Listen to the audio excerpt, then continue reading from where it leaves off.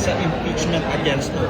Sa ngayon kasi, hindi pa siguro panahon. Kasi hindi pa naman siya yung natatanong. Siguro, although ayaw naman niya kasi, ayaw niya ng opinion, no? Pero siguro, as a Filipino, and as a lawyer, mas maganda na ang isang tao na naaakusahan ay makaharap niya yung mga witnesses against her. Although alam kong hindi niya tatanggapin to. Hindi niya tatanggapin ang opinion ng kahit na sino.